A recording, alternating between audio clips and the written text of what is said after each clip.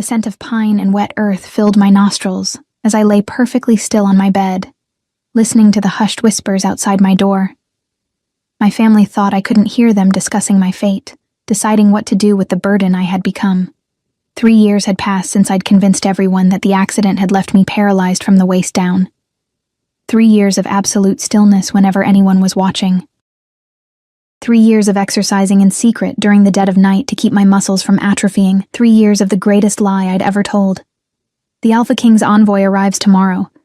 They'll be selecting 5 females from our pack. My father's voice carried through the thin walls.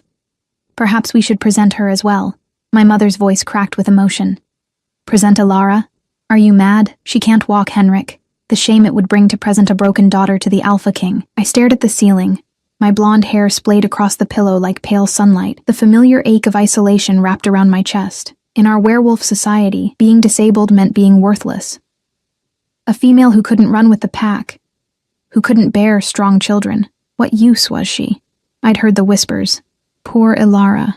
Such beautiful features wasted on a broken body. My fingers found the small silver pendant hanging from my neck, my grandmother's parting gift before she died. The moon etched into its surface had worn smooth from years of my anxious rubbing. Remember, little one, she'd whispered on her deathbed. Sometimes the greatest strength is in making others believe you have none. At the time, I thought she was offering comfort for my perceived weakness. Now I understood she'd been giving me permission to survive by any means necessary. A floorboard creaked outside my bedroom, and I immediately relaxed my legs, allowing them to lie limp and lifeless as my younger sister, Mara, pushed open the door without knocking. "Are you awake?" she asked, her voice carrying the casual cruelty of someone who had never known real suffering. At 19, just a year younger than me, Mara had blossomed in the shadow of my tragedy. While I faded into the background, she shone brightly in the pack's activities, drawing attention and admirers with her physical prowess and sharp tongue. "Yes," I answered softly, my hands automatically straightening the blanket across my unmoving legs. Mara flopped onto the edge of my bed, carelessly jostling me. I didn't flinch when my legs were moved by the impact, a mistake I'd made early in my deception that I'd never repeated. "Everyone's talking about the Alpha King's envoy," she said, excitement coloring her voice. 5 girls will be chosen to go to the royal court as potential mates. Can you imagine? One might even become queen. Her eyes gleamed with ambition. "Father says I'm certain to be selected." I offered a smile I hoped appeared genuinely happy for her. "You'd make a beautiful queen," I said truthfully. Despite her casual cruelty, Mara was objectively beautiful, though beauty alone wouldn't win the heart of the notorious Alpha King Nathaniel Blackthorne. Rumors of his ruthlessness and cunning had reached even our remote northern pack. "I know," she replied without modesty. "Mother's already preparing my finest clothes." She glanced around my simple room, pity flashing across her features. "I suppose it's a blessing you won't have to go through the selection process. I hear the Alpha King tests each potential mate personally. Physical challenges, mind games. They say he can detect any weakness." My heart stuttered at her words, though I kept my expression neutral. "How fortunate for me, then," I murmured. A commotion outside drew Mara to the window. "They're setting up for tomorrow's ceremony in the village square," she said, then turned to me with sudden thoughtfulness. "Father wants you there, you know. He says the entire pack should be present to honor the envoy." Cold dread trickled down my spine. 3 years I'd maintained this charade, rarely leaving the confines of our house. The thought of being in the crowded square with so many eyes on me, so many opportunities to make a mistake. "I'm not sure if he insists," Mara cut me off. "He's already told Mother to prepare your wheelchair." She stood, smoothing her dress. "Rest well, sister. Tomorrow will be interesting." After she left, I waited 10 minutes before sliding my legs off the bed. My bare feet touched the cold wooden floor, and I rose silently, testing my weight. My muscles hummed with strength that nobody suspected I possessed. I moved to the small mirror hanging on my wall, studying my reflection in the dim light, pale blonde hair falling past my shoulders, green eyes that had learned to appear docile and unassuming, hiding the calculation behind them. I'd begun this deception when I was 17, after overhearing the pack elders discussing my approaching marriage arrangement to the cruel son of a neighboring pack alpha. I'd seen the bruises on his previous intended mate before she mysteriously disappeared. The accident I staged the next day, a fall from the cliff paths that should have killed me, instead gave birth to my paralyzed persona. Better to be pitied and forgotten than mated to a monster. But now the Alpha King's selection threatened everything. His wolves weren't just any wolves. They were trained observers, hunters of exceptional skill. And the king himself was said to possess almost supernatural abilities to detect deception. I crossed my room silently and retrieved my small pack of essentials hidden beneath a loose floorboard. Perhaps it was time to disappear for real. I'd saved enough provisions, planned enough escape routes. I could slip away before dawn, become someone new beyond packed territories. As I contemplated this option, heavy footsteps approached my door.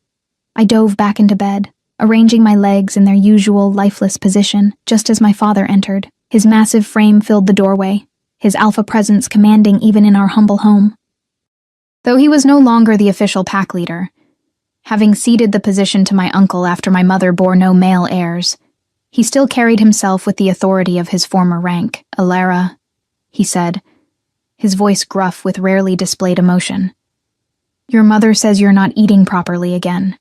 I'm just not very hungry, father." He moved to sit beside my bed, the chair creaking under his weight. "The envoy arrives tomorrow, so I've heard." He studied me with eyes that matched my own. "You know, daughter, there was a time when you would have been first among those presented." He gestured to my legs with a pained expression. Before, I swallowed the guilt that rose in my throat. My deception had hurt him most of all. The proud alpha, now pitied for his broken daughter. "Life gives us different paths than we expect," I offered quietly. "Indeed." He hesitated, then reached out to touch my hand, a rare gesture of affection. "Alara, if there was ever anything you needed to tell me, anything at all." For one breathtaking moment, I wondered if he suspected, if those alpha instincts had detected my lie all along. My heart pounded so loudly I was certain he could hear it. "I just want to make you proud," I whispered. The truth hidden within the lie. He nodded, seeming satisfied with my answer. "The king's envoy will inspect all eligible females. Protocol demands you be present, though of course you won't be part of the selection." "Of course," I agreed, relief flooding through me. He rose, moving toward the door, then paused. "The king's emissary is unlike others we've hosted. Demon Rivers is his name, the Alpha King's most trusted advisor and friend. They say he can smell a lie from 100 paces. My father's gaze lingered on me a moment too long. Rest well, daughter." After he left, I stared at the ceiling, my mind racing. I couldn't run. Not now. Not with this Demon Rivers coming to inspect the pack. A missing daughter on the day of the royal envoy's arrival would raise too many questions. I was trapped. Sleep evaded me that night. I lay awake listening to the sounds of preparation throughout our village. Hammering, voices calling instructions, the nervous energy of a pack about to be evaluated by royalty. When the house finally quieted, I slipped from my bed and performed my nightly exercises with increased intensity, knowing I might soon need my strength. Dawn broke with a cacophony of activity. My mother bustled into my room carrying a dress I hadn't worn in years, a deep emerald gown that matched my eyes. "We need to make you presentable," she said, her voice strained. "The entire pack will be on display." She helped me bathe and dress, chattering nervously about the importance of today's ceremony, while I maintained the careful balance of helplessness I'd perfected, allowing my limbs to be moved like a doll's, never supporting my own weight, keeping my face neutral when she accidentally bumped my numb legs. When she brushed my hair, her hands stilled momentarily. "You're still so beautiful," she whispered. If only... I felt the weight of her unfinished thought. If only I were whole. If only I could have fulfilled my duty to the pack by making a strong match. If only I hadn't become a burden. The village square had transformed overnight. Colorful banners displaying the royal crest hung between buildings, flowers decorated every surface, and a large wooden platform had been constructed at the center. My father pushed my wheelchair along the cobblestone path, the jostling adding authenticity to my performance as my body moved without muscle control. Villagers parted before us, their eyes reflecting a mixture of pity and discomfort. I kept my gaze lowered, playing my part as the broken daughter. My father positioned my wheelchair at the edge of the gathering, partially hidden behind a group of elders, before joining my mother and Mara near the platform. Trumpets sounded, silencing the murmuring crowd. 6 black horses appeared on the main road, pulling an ornate carriage emblazoned with the royal crest. Behind it rode 12 elite royal guards, their postures rigid with discipline. Their eyes constantly scanning for threats. The carriage door opened, and a collective breath was held as a man emerged. Even from my position, I could sense his power. Tall and broad-shouldered, with dark hair and the fluid movements of a born predator, Demon Rivers surveyed the crowd with calculating eyes. The Alpha King's emissary had arrived. "Northern Pack," he called, his voice carrying effortlessly across the square. "I bring greetings from His Majesty, Alpha King Nathaniel Blackthorn." He ascended the platform with grace that belied his size. "Today, I will evaluate your eligible females for possible selection to the royal court." My uncle, the current Pack Alpha, stepped forward with a deep bow. "We are honored by His Majesty's consideration. We have prepared 5 of our finest young women for your inspection." Demon's lips curved in a slight smile. "I will decide how many are worthy, Alpha Thorn. The king has specific requirements." A ripple of unease passed through the crowd. This wasn't following the expected protocol. "Present all unmated females between 18 and 25, Demon commanded. "I will make my selections personally." My heart froze in my chest. All unmated females, not just the pre-selected 5. My mother's panicked gaze found me across the square, and I saw her whisper urgently to my father. He shook his head firmly. Protocol demanded obedience to the royal emissary. One by one, young women stepped forward, forming a line before the platform. Mara stood proudly among them, her chin lifted with confidence. 23 females in total, representing our pack's future. And then my father approached my wheelchair. "I apologize," he said to me quietly, "but we must observe protocol." With gentle hands, he wheeled me toward the line of women, positioning me at the end. Whispers erupted around us. I kept my expression calm, while terror clawed at my throat. This close to Demon Rivers. Would my deception hold? My grandmother's pendant felt suddenly heavy against my skin. The royal emissary descended from the platform, beginning his inspection. He walked slowly down the line, occasionally asking questions, studying each female with unnerving intensity. Some he passed quickly. Others he lingered before, testing their knowledge or requesting they perform simple physical tasks. When he reached Mara, his interest was immediate. "Turn," he instructed her. She complied with practiced grace. "Your scent suggests strong bloodlines. You have fighting training?" "Yes, my lord," she answered proudly. "I am skilled with both claw and fang." He nodded approvingly, before moving to the next girl. I counted his steps as he approached, each one bringing him closer to discovering my secret. 5 more girls. 4, 3, 2, and then he stood before me, his imposing figure blocking the sun. I kept my eyes downcast, my hands folded uselessly in my lap, my legs arranged in their unnatural stillness. "Look at me," he commanded. I raised my gaze slowly, meeting eyes so intensely blue, they seemed to pierce through my carefully constructed facade. Something flickered in their depths, curiosity perhaps, or suspicion. "Your name?" he asked. "Ilara Thorn," I replied softly. "Daughter of the former Alpha." It wasn't a question. His gaze traveled to my unmoving legs. "What happened?" "A falling accident, my lord. 3 years ago." Demon crouched suddenly, bringing his face level with mine. This close, I could smell his scent. Pine and smoke and something wilder beneath. His eyes held mine as his hand reached out, hovering just above my knee. "May I?" he asked, though it wasn't really a request. I nodded mutely, panic fluttering in my chest like a trapped bird. His hand descended, pressing firmly against my thigh. I forced myself not to react, not to tense the muscle beneath his touch. His fingers traveled down to my calf, then back up again, testing, probing. "You feel nothing?" he asked. "No, my lord." His eyes narrowed slightly. "Pity. You have the look of a fighter."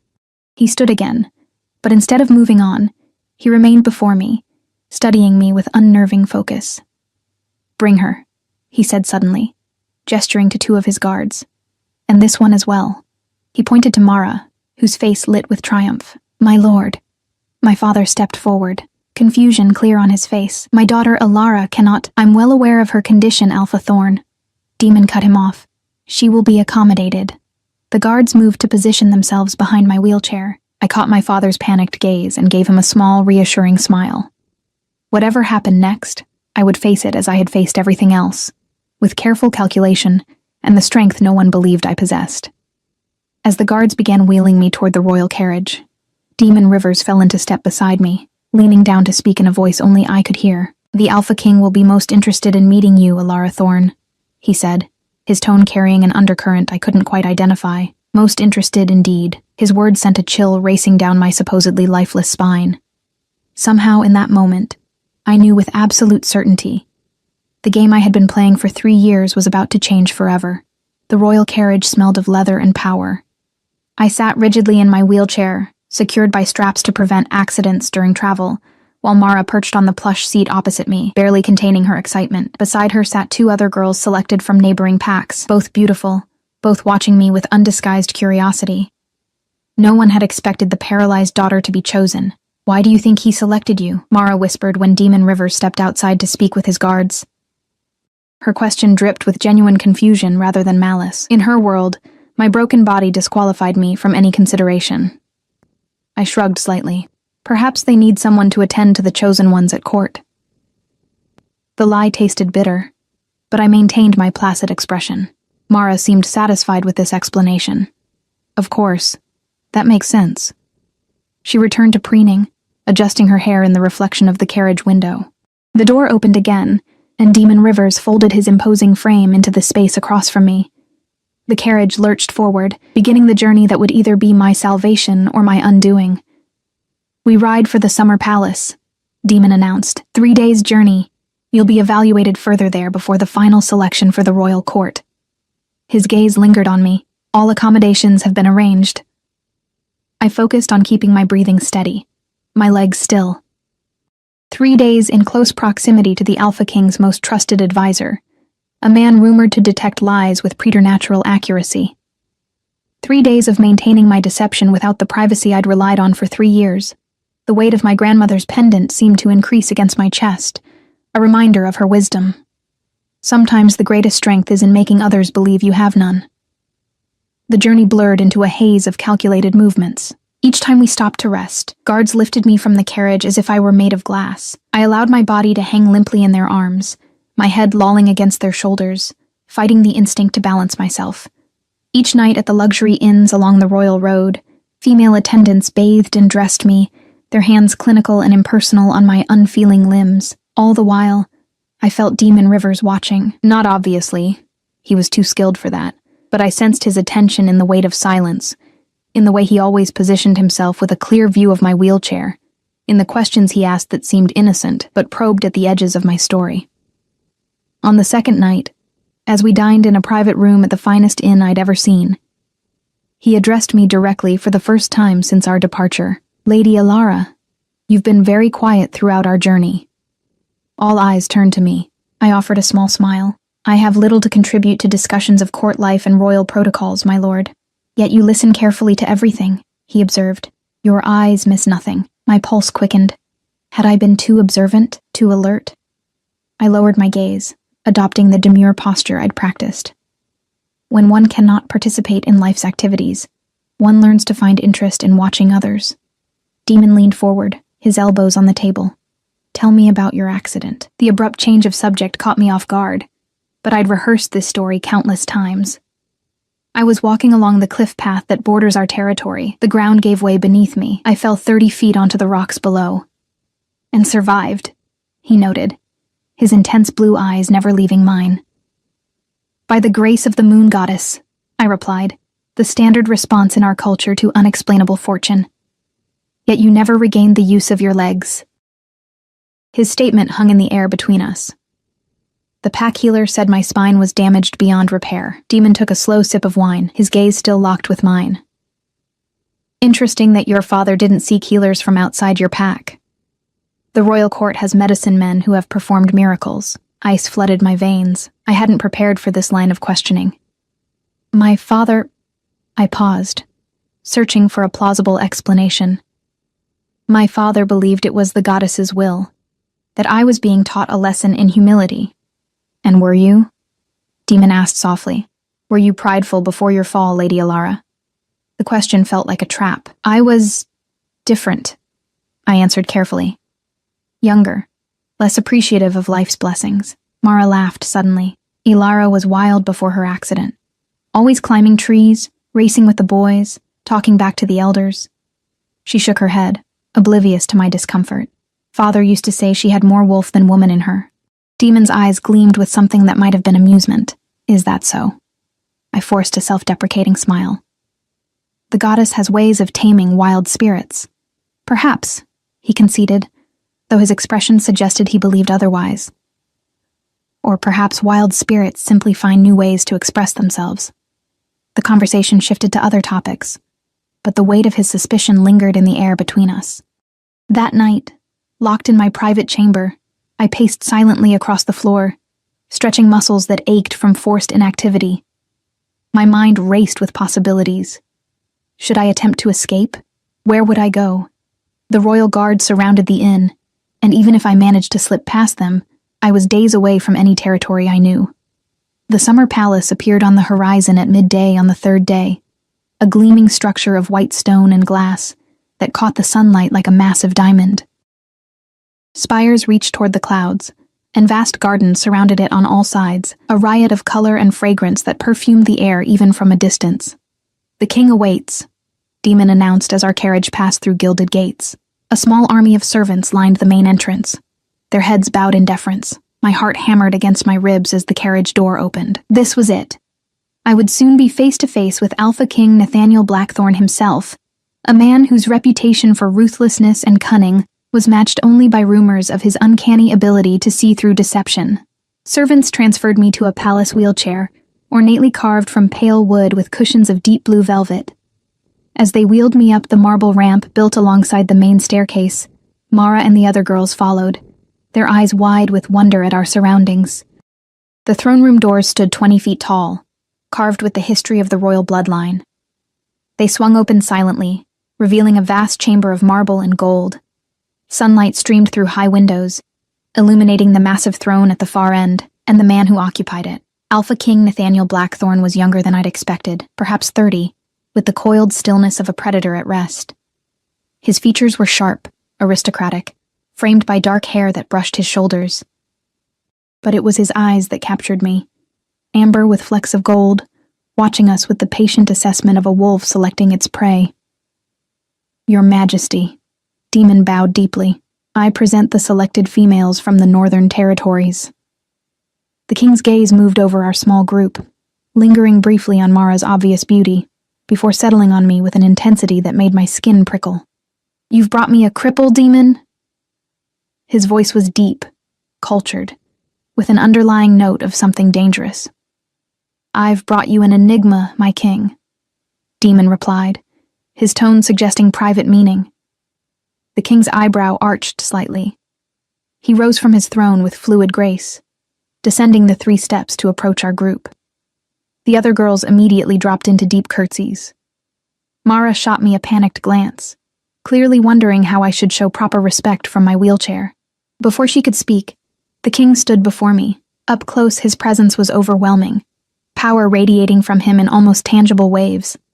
I lowered my eyes respectfully, inclining my head. "Lady Ilara Thorne," he said, my name rolling from his tongue as if he'd spoken it before.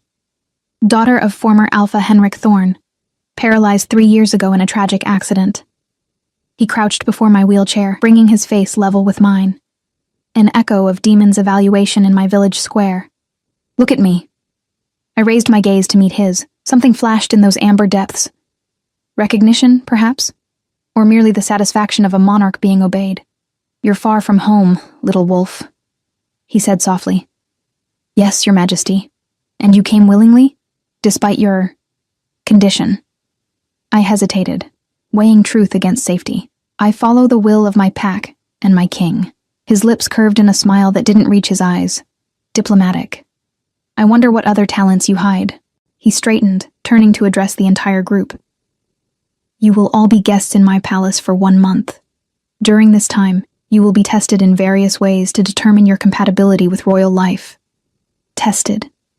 The word hung in the air like a threat. I kept my expression neutral while my mind raced. "Lady Ilara," the king continued. Given your unique circumstances, I've arranged special accommodations. Demon will show you to your quarters. He addressed the other girls. The rest of you will follow Lady Serena, my sister, who will explain the protocols of court life. A beautiful woman with the same amber eyes as the king appeared from a side door, her expression coolly assessing as she beckoned to Mara and the others. My sister threw me a conflicted glance, part concern, part relief at being separated from the burden of my care, before following Lady Serena from the throne room. As the doors closed behind them, I suddenly realized I was alone with the two most dangerous men in the kingdom. Demon moved behind my wheelchair, beginning to push me toward a different exit. My chambers are in the west wing, the king said, falling into step beside us. Lady Alara's rooms should be nearby. All has been arranged as you requested, sire, Demon replied. They spoke over my head as if I weren't present, discussing my care requirements and special needs while we traveled through opulent corridors. Servants bowed as we passed, their eyes widening at the sight of the king personally escorting a woman in a wheelchair. We stopped before an ornately carved door. The king himself pushed it open, revealing chambers more luxurious than any I'd ever seen. A sitting room with plush furniture, tall windows overlooking the gardens, and doorways leading to what I assumed were a bedchamber and bathing room. These will be your quarters during your stay, the king announced as Demon wheeled me inside. I've had certain modifications made for your comfort. I noticed the widened doorways, the ramps replacing steps, the pulleys installed near the bed that would presumably help me transfer myself without assistance. The attention to detail was impressive and terrifying. How long did they expect me to maintain this charade? Your Majesty is most considerate, I murmured. Demon will assign attendants to assist you, the king continued. However, I thought you might appreciate some privacy after your journey. He turned to his advisor. Leave us. Alarm flared in my chest, but I kept my expression placid. Demon hesitated. A flicker of something. Concern? Warning? Crossing his features before he bowed. As you wish, my king. He departed, closing the door quietly behind him. The king circled my wheelchair slowly, his footsteps silent on the thick carpet. Are you comfortable, Lady Alara? Yes, Your Majesty. These rooms are beautiful. He moved to stand before the large window, sunlight illuminating his powerful frame. Do you know why you're here? I swallowed nervously. Lord Damon selected me along with the other females. But you are not like the other females, are you? He turned, fixing me with that unnerving amber gaze. They are here as potential mates. What purpose could a paralyzed she-wolf serve in my court? The question demanded an answer I didn't have. I don't know, Your Majesty. He approached me again, kneeling before my wheelchair with a grace that belied his size. This close, his scent enveloped me. Sandalwood and something wild, intoxicating. I think you do know, he said softly. His hand reached out, hovering just above my knee. May I? Heart thundering in my chest, I nodded. His hand descended, warm and heavy through the fabric of my dress. Unlike Demon's clinical touch, the king's fingers moved with deliberate slowness, tracing patterns against my thigh. Tell me, Lady Alara, he murmured, his eyes never leaving mine. What would you do if I told you I know you can walk? For one crystalline moment, time seemed to stop. The air caught in my lungs, and my mind emptied of everything except the king's amber eyes watching me with predatory focus. His hand remained on my thigh, warm, heavy, terrifyingly intimate. I don't understand, Your Majesty, I whispered, clinging to my deception with desperate fingers even as it unraveled. Of course I cannot walk. His lips curved into a smile that held no warmth. Your heart is racing, little wolf. I can hear it. His fingers pressed more firmly against my leg, just as I can feel the muscle tension beneath my hand, a tension that shouldn't exist in truly paralyzed limbs. Ice flooded my veins. 3 years of careful deception undone in 3 minutes by this man who saw too much. I kept my expression neutral even as panic clawed at my throat. Fear does strange things to the body, Your Majesty, I attempted. Even damaged parts can react. He laughed then. A low, dangerous sound. Clever, but not clever enough. His hand moved higher on my thigh, his touch deliberate. Shall I tell you what else I know? I know you exercise at night to maintain your strength. I know you fooled your entire pack for years. I know you staged your accident to escape something, or someone. My breath caught. How could he possibly know these things? Had Demon been spying on me even before he arrived at our village? The thought sent a fresh wave of terror through me. What I don't know, he continued, his voice dropping to a near whisper, is why. Why would a young she-wolf with everything to gain choose to live as an invalid? What were you running from, Alara Thorne? The use of my name without title felt like an invasion, intimate and commanding. I remained silent, calculation racing behind my eyes. If I admitted the truth, what would he do? If I continued to deny it, how would he prove his accusation? As if reading my thoughts, the king's eyes hardened. You have two choices. Show me you can stand right now on your own terms, or I will force the truth from you in ways far less pleasant. My grandmother's pendant seemed to burn against my skin, her words echoing in my mind. Sometimes the greatest strength is in making others believe you have none, but that strategy had reached its limit. The king wasn't just suspicious, he was certain. Why does it matter to you? I asked, playing for time. What interest could the Alpha King have in one insignificant she-wolf's deception? His hand moved from my leg to grasp my chin, holding my gaze to his. Because you interest me. Because nothing happens in my kingdom without my knowledge. Because I want to know what kind of woman has the courage, or foolishness, to maintain such an elaborate lie. His thumb traced my lower lip, the gesture both threat and caress. And because I reward honesty nearly as severely as I punish deception. I believed him. Everything about Nathaniel Blackthorne radiated absolute authority and the capacity for calculated cruelty. Yet something in his eyes, a glimmer of respect, perhaps, gave me the sliver of courage I needed. If I show you the truth, I said carefully, what happens then? He released my face and stood, towering over me. Then we have a private conversation about your future at my court. A conversation between equals, rather than between a king and a liar. Equals. The word hung between us, impossible, and yet somehow sincere. I took a deep breath, weighing my options one final time. There were none. Very well. I placed my hands on the armrests of the wheelchair, feeling the texture of the velvet beneath my fingertips. With deliberate slowness, I pushed myself to a standing position, my legs strong and steady beneath me after years of secret maintenance. I stood before the Alpha King, our eyes almost level due to my height. The pretense of weakness finally abandoned. His expression remained unreadable, though something flickered in those amber depths. Satisfaction, certainly, but something else too. Something that made my pulse quicken. 3 years, he said, circling me slowly. 3 years of absolute deception, maintained against an entire pack of werewolves with enhanced senses. Impressive. I remained still, watching him from the corner of my eye as he moved behind me. What happens now? I asked, my voice steadier than I felt. Now, he said, completing his circle to stand before me again. You tell me why. I hesitated. The truth was deeply personal, a shameful admission of my own cowardice. Yet standing before him, I found I couldn't construct another lie. I was to be mated to the son of a neighboring pack's alpha, I began, my voice low. Damon Claw. He had a reputation for cruelty, especially toward women.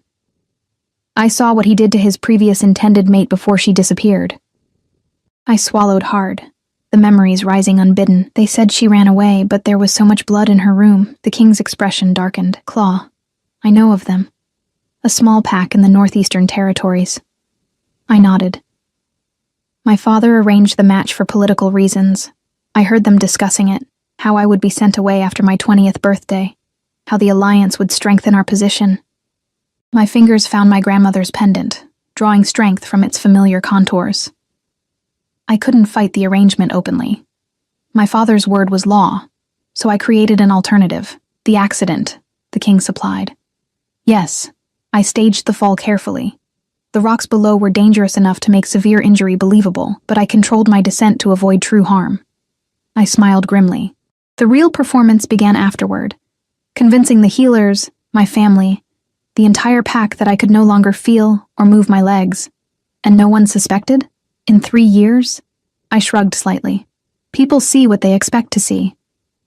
A tragedy is easier to accept than deception from a pack member. And I hesitated, then continued. I made certain sacrifices to maintain the illusion. Isolation. Limited mobility when others were present. The burden of constant vigilance, the king listed, understanding in his voice. All to avoid a mating you didn't choose. All to avoid being beaten, raped, or killed by a monster wearing the skin of a wolf, I corrected, my tone sharper than I intended. Forgive me, your majesty, but you asked for truth, rather than anger at my impertinence. The king's lips curved in genuine amusement. So I did. Please continue to be candid. It's refreshing. He gestured to the sitting area. Shall we be comfortable while we talk? It was surreal to walk normally across the room, to sit in an elegant chair with the Alpha King opposite me, as if I were an honored guest, rather than a woman who had just admitted to a massive deception. He studied me with open curiosity. What did you plan to do next? You couldn't maintain the charade forever. I was saving resources for an escape, I admitted. Money, provisions. I planned to disappear beyond pack territories, change my name, build a new life somewhere humans outnumber werewolves. Ambitious, he commented. And now? Your carefully constructed escape has been derailed by my invoice selection. I met his gaze directly. Now I am at your mercy, your majesty. You know my secret. You could expose me to my family, to my pack. You could send me back to face the consequences of my deception, my hands clenched in my lap. Or you could send me to Claw anyway, as my father originally intended. The king leaned forward, his eyes intense. Is that what you think I'll do? Trade you like property to cement a political alliance? Isn't that how pack politics work? Especially for females. The bitterness in my voice surprised even me. I had never dared speak so candidly before. Not in my kingdom, he said firmly. Not anymore. I blinked in surprise. Then what will you do with me? He considered me for a long moment. That depends on you, Alara Thorne. You've demonstrated remarkable intelligence, determination, and courage. All qualities I value. You've also demonstrated a willingness to deceive when it serves your purposes. To survive, I corrected quietly. Indeed. He nodded. Survival is a powerful motivator. But now you must decide, will you continue to survive through deception, or are you ready to live as yourself, with all the risks and rewards that entails? The question penetrated to the heart of my existence for the past 3 years. Who was I without my carefully constructed facade? What would it mean to walk openly? To claim my strength? To face the world without the shield of perceived weakness? What are you offering? I asked cautiously. A position at court. Officially, you will be part of the selection process like the other females, though we both know you are not here as a potential mate. His expression was unreadable. Unofficially, you will be my eyes and ears among the candidates. You will report to me what they say when I am not present, how they behave when they believe no one important is watching. You want me to spy for you, I translated. I want you to do what you've clearly become skilled at, observing while being underestimated. He smiled, a predatory flash of teeth. With one critical difference, you will walk, Alara. No more wheelchair, no more pretense of physical weakness. My heart stuttered. But if I suddenly recover, questions will be asked. My sister is here. She'll write to my parents. Leave that to me, he said with casual confidence. A royal miracle healing is not without precedent. My court includes healers with special abilities. Who would question their success, especially when ordered by the king himself? The offer was tempting. Freedom from my wheelchair, protection from Claw, a position of some influence at court. Yet the calculation in the king's eyes made me wary. And if I refuse, his expression hardened.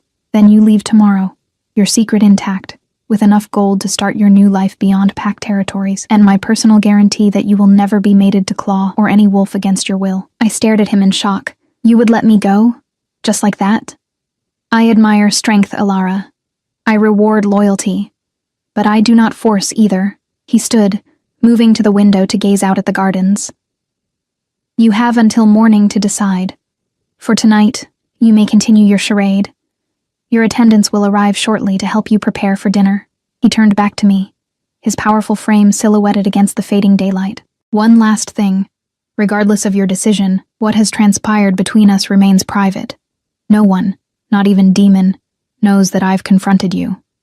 With that, he moved toward the door, then paused, his hand on the ornate handle. Consider carefully, little wolf. The path of deception may feel safer, but it is a lonely road indeed. After he departed, I sat motionless in the chair, my mind reeling. The king had offered me a choice, the first real choice I'd had in years: freedom and solitude, or a dangerous game at court under his protection. Either way, my life as I knew it was over. The attendants arrived as promised, 3 young women who treated me with careful deference, bathing me, dressing me in a gown of midnight blue silk, arranging my blonde hair in an elegant style adorned with small crystal pins that caught the light like stars. All the while I remained limp in their hands, maintaining my deception one last time, while my mind churned with possibilities. At dinner, I was seated near the king but not next to him. Close enough to observe, far enough to avoid suspicion. My sister Mara held court at the other end of the table, already popular among the other candidates and royal courtiers. She barely glanced my way, too absorbed in her new admirers. Demon Rivers sat at the king's right hand, his penetrating blue eyes occasionally finding mine across the table. Did he suspect as the king had? Or had he simply selected me on his master's orders, for reasons he himself didn't understand? As servants wheeled me back to my chambers after the meal, I caught the king watching me, his amber eyes gleaming in the candlelight. A slight nod, acknowledgement of our shared secret, a reminder of the decision that awaited me. In the privacy of my rooms, I paced for hours, weighing my options. Freedom versus protection. Solitude versus connection. The familiar safety of deception versus the terrifying possibility of truth. Near dawn, exhausted but resolved, I finally made my choice. Dawn painted my chamber in hues of gold and amber, eerily reminiscent of the king's penetrating gaze. I stood at the window, watching the palace gardens come alive with early morning activity. Gardeners tending to immaculate flower beds, guards changing their positions with military precision, kitchen staff hurrying with baskets of fresh produce. The ordinary rhythm of a world I was about to re-enter as someone new. Or perhaps, as who I truly was all along. I had made my decision hours earlier, but the weight of it still pressed against my chest. 3 years of careful deception, of constructing a fragile safety through perceived weakness, all of it would end today. The thought was simultaneously terrifying and exhilarating. A soft knock at my door pulled me from my thoughts. I moved quickly to the wheelchair positioned near my bed, settling into it with practiced ease. "Enter," I called, arranging my expression into one of placid acceptance. It was Demon Rivers, not the king, who stepped into my chamber. His sharp blue eyes took in the room before settling on me, his expression unreadable. "Good morning, Lady Alara. I trust you slept well?" "As well as can be expected in an unfamiliar place," I replied carefully. He approached, his movements controlled and deliberate. "The king requests your presence in the private healing chambers." His voice lowered slightly. "He believes his court physicians may be able to help with your condition." So it would begin this way. A miraculous healing to explain my sudden recovery.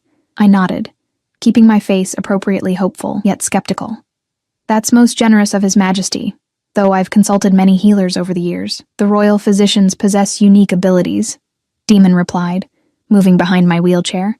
"Some might even call them magical." As he wheeled me through the palace corridors, I observed the reactions of those we passed. Servants averting their eyes, nobles watching with a mixture of curiosity and pity, guards standing at attention, but tracking our progress with peripheral vision. Always watching, always assessing.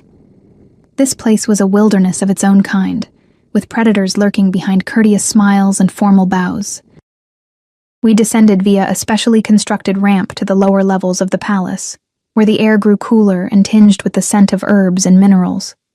The healing chambers, when we finally entered them, were unexpectedly bright, skylights channeling morning sunlight into a circular room lined with shelves of bottles, books, and mysterious apparatus. At its center stood a raised stone platform, almost altar-like in appearance. The king was already there, deep in conversation with an elderly woman, whose silver hair was elaborately braided with colorful threads and small bones. They turned as we entered, the woman's pale eyes widening slightly as they fell upon me. "Lady Alara," the king greeted, his formal tone revealing nothing of our private conversation the previous day. "This is Moira, my head physician and healer. She believes she may be able to help restore function to your legs through a specialized treatment." I inclined my head respectfully. "I'm honored by your attention," though I fear my condition is beyond healing. Moira approached, her movements spry despite her apparent age. Nothing is beyond healing if the body and spirit are willing, she said, her voice surprisingly melodic. The king tells me you suffered a spinal injury from a fall. Yes, 3 years ago, I confirmed, maintaining my role in this elaborate production. I will need to examine you, Moira announced, glancing at the men. Alone. The king nodded. Of course. Demon and I will return in 1 hour. His amber eyes met mine briefly. A silent question. I gave an almost imperceptible nod in response. After they departed, Moira helped me transfer to the stone platform, her hands surprisingly strong. Once I was positioned, she stepped back and crossed her arms. So, she said bluntly, the king tells me you can actually walk perfectly well. I stiffened in shock. He told you? Of course he told me. I'm not actually going to perform magic here. She snorted, her formal manner evaporating. I need to know what we're really doing if I'm to make this convincing. Relief flooded through me. Yes, I can walk. My paralysis is a fabrication. Moira nodded, unsurprised. The king rarely confides in me about court matters, so your situation must be unique indeed. She moved to a shelf, selecting various bottles. Here's what will happen. I'll create a potion that produces a convincing physical reaction. Heat, tingling, mild discomfort. You'll drink it, I'll perform some impressive-looking rituals, and then you'll discover you can feel your legs again. The pragmatic approach was oddly comforting. And people will believe this? People believe what powerful men tell them to believe, she replied, grinding herbs in a mortar, especially when it's accompanied by a good show. Besides, she added, glancing at me with shrewd eyes, werewolves heal from impossible injuries all the time. Your recovery will be unusual but not unprecedented. She worked in silence for several minutes, occasionally muttering to herself. I watched her, wondering what other royal secrets this woman kept. May I ask you something? I ventured. You may ask. I may not answer. What kind of king is he, really? Moira's hands stilled briefly before resuming their work.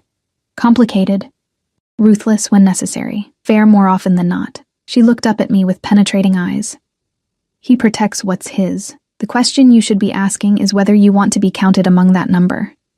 Before I could respond, she handed me a small cup filled with dark liquid. Drink this.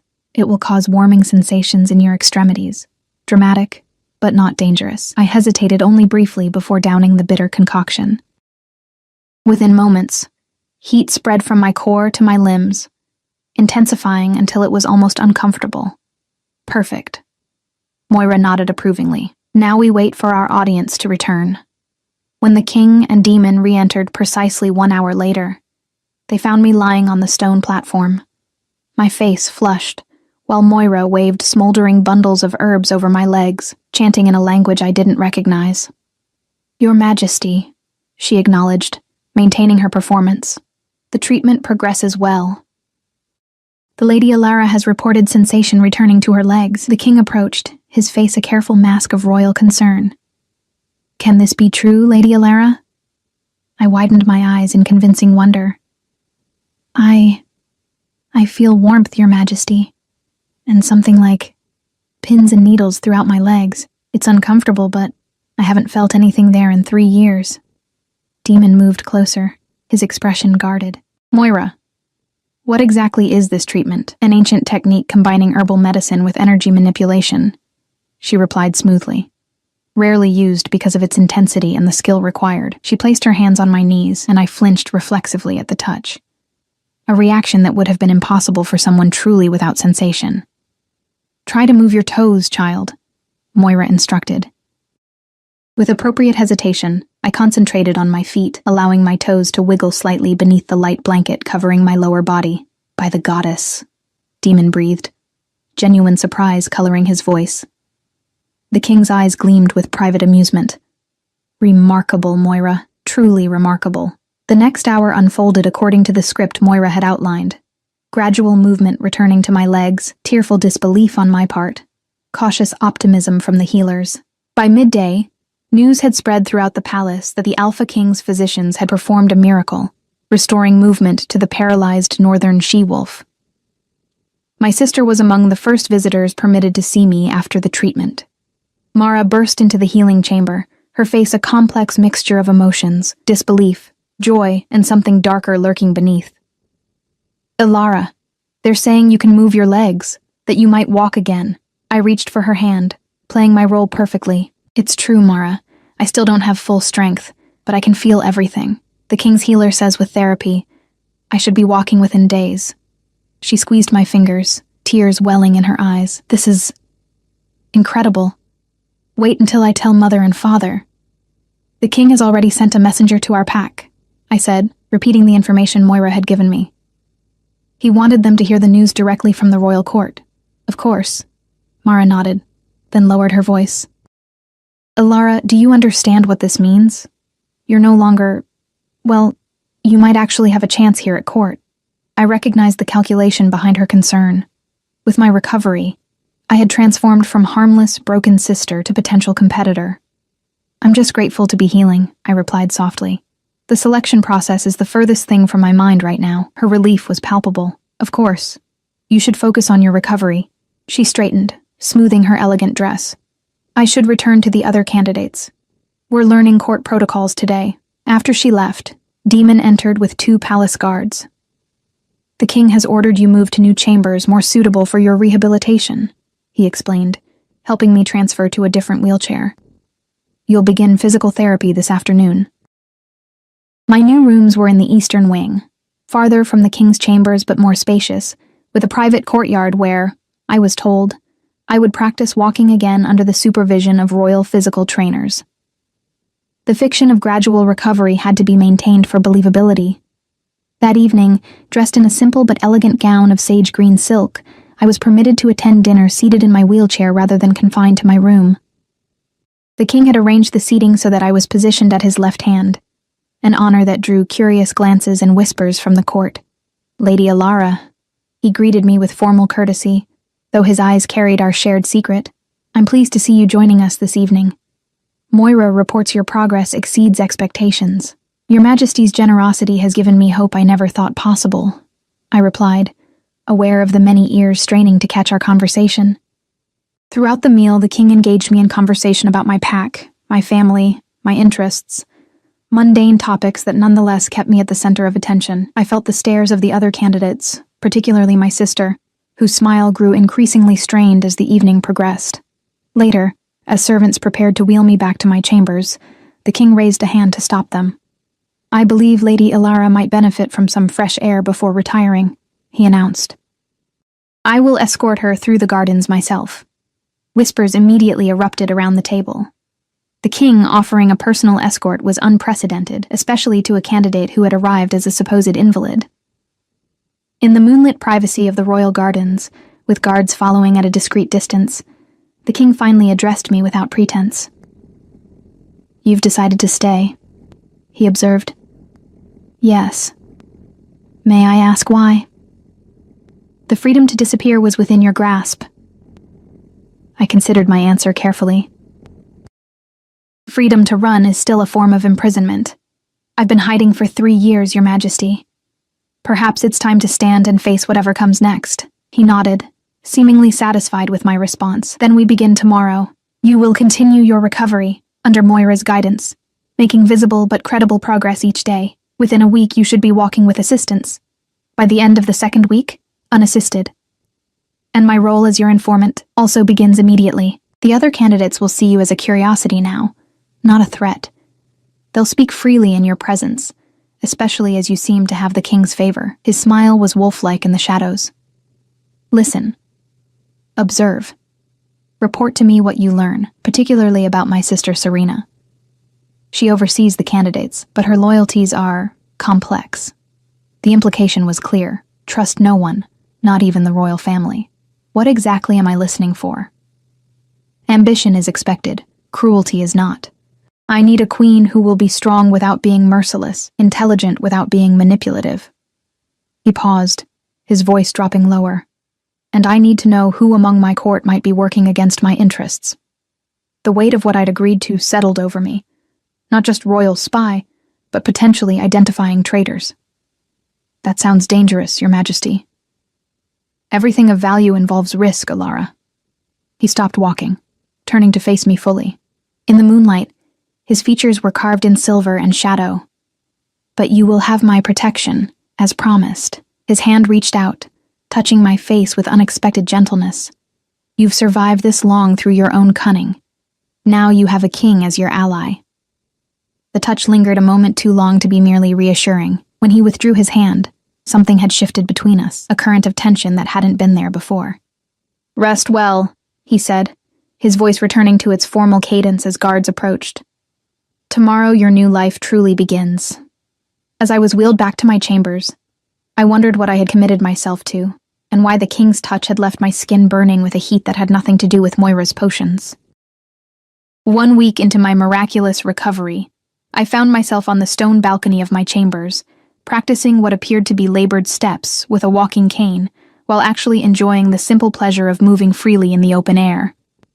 My assigned physical therapist, a stern woman named Lydia, who was fully briefed on my secret, stood nearby, occasionally barking convincing instructions about posture and weight distribution for the benefit of any watching eyes. The entire court is talking about you, she informed me, adjusting my grip on the cane with theatrical firmness.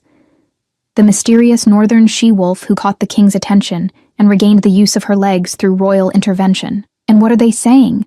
I asked, intentionally stumbling slightly before catching myself. A perfect portrayal of someone relearning to walk. Some say it's the moon goddess's blessing. Others say the king has special interest in you. Lydia's expression remained professional, but her eyes held warning. Lady Serena visited me yesterday, asking detailed questions about your condition before the treatment. I nodded almost imperceptibly. In 7 days at court, I'd learned that the king's sister was as intelligent as she was beautiful, and far more dangerous than either trait would suggest. She controlled much of the court's daily functioning, while her brother handled matters of state, creating an intricate web of favors and obligations that kept most nobles firmly in her influence. She's not the only one watching, I murmured, nodding toward a shadowed corner of the garden below, where my sister Mara sat with 2 other candidates, their heads bent in conversation. Though their voices didn't carry to my balcony, their frequent glances upward made their topic of discussion obvious. The selection process had intensified over the past week. The initial 12 candidates had been reduced to 8 after various tests of intelligence, composure, and pack knowledge. Mara remained among the favorites, her beauty and social grace making her popular with the court, if not necessarily with the king himself, who maintained a careful distance from all candidates. All except me. Each evening, he found some pretext to speak with me privately. A concern about my recovery, a question about northern pack customs, an observation about court politics that required my unique perspective. These conversations, brief but intense, inevitably circled back to what I had observed among the candidates and courtiers. Lady Caroline speaks poorly of you when you're not present, I had told him during one such meeting. She questions the convenience of my recovery and suggests you orchestrated it to distract from some political maneuver. And what do you think of that theory? He'd asked, his amber eyes gleaming with amusement. I think Lady Caroline is projecting. She's been meeting secretly with Lord Halford, who sits on your economic council. They appear to be intimately involved. He'd nodded, unsurprised. You see much from your wheelchair. People forget I'm there, I'd explained. Or they assume I'm simple as well as crippled.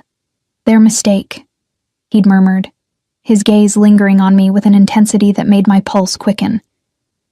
Now, as I continued my therapy on the balcony, I spotted Demon Rivers approaching across the gardens. He moved with predatory grace, acknowledging the bowing courtiers with minimal courtesy before disappearing into the palace below my chambers. That's enough for today, Lydia announced loudly. You're making excellent progress, Lady Alara, but we mustn't overexert. I allowed her to help me back to my rooms, where Demon was already waiting, his tall frame imposing in the sitting area. Lord Rivers, I greeted him, carefully lowering myself into a chair with the deliberate movements of someone still adjusting to newfound mobility. To what do I owe this honor? The king requests your presence at the Woodland trial tomorrow, he said, without preamble. The remaining candidates will be tested on their tracking abilities. I frowned slightly. But I'm not fully recovered. Surely I can't be expected to participate in a physical challenge. You will observe, not compete, Demon clarified. The king believes your unique perspective may be valuable. After Demon left, I moved to the window, gazing out at the palace grounds as the setting sun bathed everything in golden light. Tomorrow would mark a significant escalation of my role as the king's informant, observing the candidates not in the controlled environment of the palace, but under the stress of competition in the wild. The woodland trial began at dawn the following day. I was transported to the forest edge in an open carriage, still maintaining the pretense of limited mobility, though I now walked, with a cane for short distances. The king and his entourage awaited the candidates in a clearing half a mile into the royal forest, where a pavilion had been erected for viewing the competitors' return. Lady Alara, the king acknowledged me as I was helped to a cushioned seat near his elevated position. I trust the journey wasn't too taxing for your recovery? Not at all, Your Majesty, I replied, aware of the curious glances from courtiers and the barely concealed resentment from some candidates. I'm honored to be included. Serena stood at her brother's side, her beauty enhanced rather than diminished by the practical hunting attire she wore. Brother, are you certain Lady Alara should be present for this? The excitement might prove overwhelming for someone in her delicate condition. On the contrary, the king replied smoothly, I believe the fresh air will aid her healing.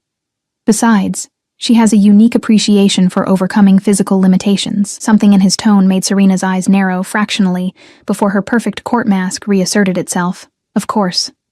How thoughtful. The trial itself was straightforward. Each candidate would be given the scent of a specific herb that had been planted at various points throughout the forest. They would track their designated scent, retrieving as many samples as possible within 2 hours. The challenge tested not only their werewolf senses, but their strategy and woodland knowledge. As the candidates disappeared into the forest, the court settled in for a leisurely morning of refreshments and gossip.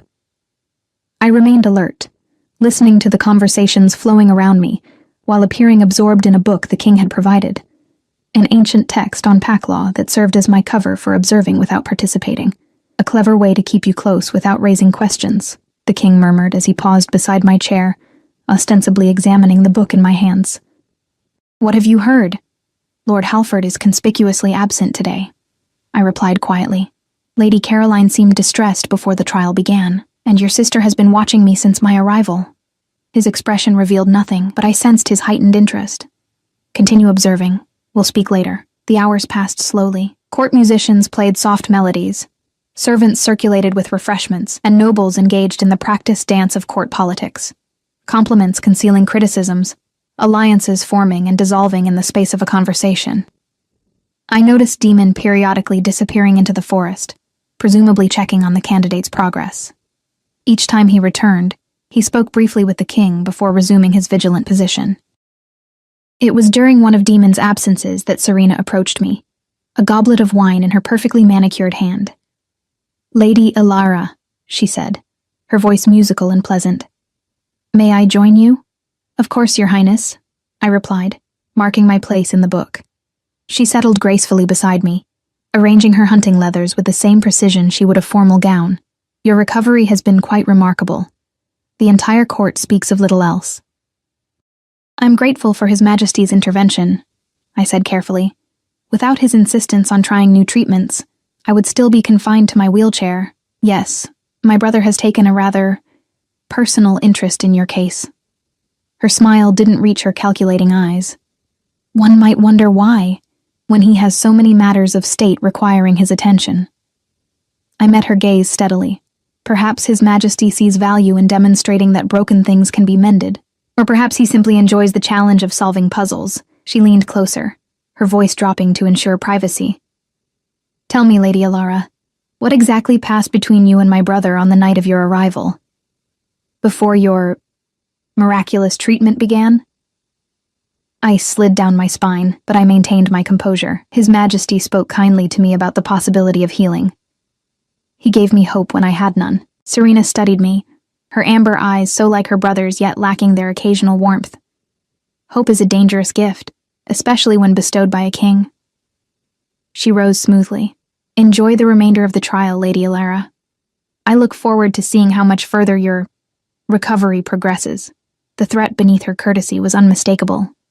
As she walked away, I fought to control my breathing. Serena suspected something, perhaps not the full truth, but enough to consider me worthy of her attention. In the court of the Alpha King, such attention was rarely beneficial. Horns sounded at the forest edge, signaling the first candidate's return.